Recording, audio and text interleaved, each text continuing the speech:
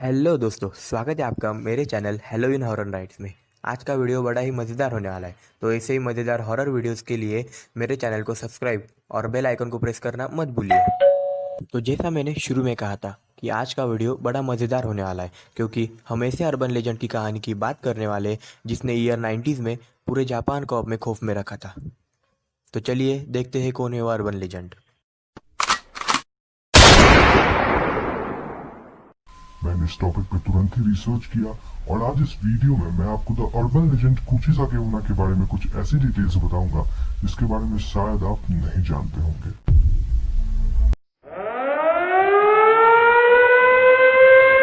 तो दोस्तों, ये बात 1970 के दशक की है, जब जापान में कुछ अजीबोगरीब केसेस देखने को मिली।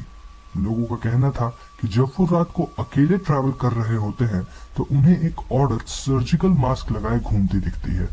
ये औरत अकेले घूमते हुए लोगों के पास जाकर उनसे पूछती है कि क्या वो सुंदर दिखती है।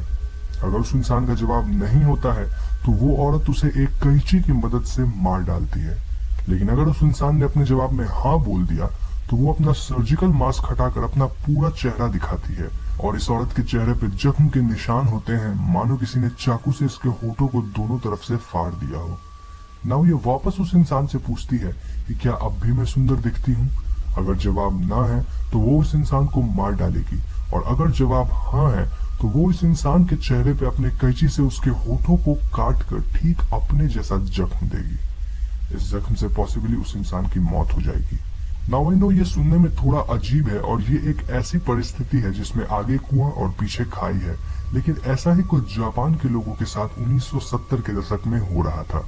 इस औरत को कुचिसाके उना या फिर स्लिट माउथ वुमेन के नाम से जाना गया और जापान में इसके सच होने का कई लोग दावा करने लगे। कुचिसाके उना की अपीयरेंसेस और भी बढ़ती गई और सन 1979 में ये औरत छोटे छोटे बच्चों को अपना शिकार बनाने लगी। ये इंसिडेंट्स इतनी ज्यादा बढ़ गई कि लोग अपने बच्चों को स्कूल जाना तो दूर, अपने घर से बाहर जाने के लिए भी अलाउ नहीं कर रहे थे। अगर कुछ पेरेंट्स अपने बच्चों को स्कूल भेज भी रहे थे तो वो उन्हें किसी टीचर्स की लगातार निगरानी या फिर कुछ बड़े बच्चों के ग्रुप्स में रखते थे, क्योंकि ऐसा माना जाता था कि कुचिसाके उना अकेले घूम रहे लोगों को ही अपना विक्टिम बनाती थी। वारदातें और भी बढ़ती गई, जिसके परिणाम अनुसार जापान में रात को पुलिस पैट्रोल्स बढ़ा दिए गए। एक ऐसे ही इंसिडेंट के दौरान पुलिस ने एक औरत को अपने गाड़ी से धक्का मारा जो कि एक बच्चे का पीछा कर रही थी। जब उस औरत की लाश को पुलिस ने देखा तो उसके शक्ल पे सच में कुचिसाके उना जैसे जख्म थे। अब वो औरत कौन थी, कहां से आई थी और क्या सचमुच उसके अंदर कोई शैतानी शक्ति थी, इसका जवाब आज तक किसी के पास नहीं है। लेकिन ये बात तो तय है कि वो उस भाग रहे बच्चे को अपना शिकार बनाने वाली थी। जापान के लोगों ने कुचिसाके उना से बचने का तरकीब भी निकाल लिया था, जिसमें वो उसके पहले सवाल का जवाब हाँ देते थे और दूसरे सवाल के जवाब में हाँ या ना के बजाय सो या एवरेज बोल देते थे। इससे कुचिसाके उना कंफ्यूज हो जाती थी और लोगों को वहां से भाग निकलने का वक्त मिल जाता था। अब यहाँ सबसे बड़ा सवाल ये उठता है कि आखिर वो शैतानी औरत ऐसी हरकतें क्यों करती थी।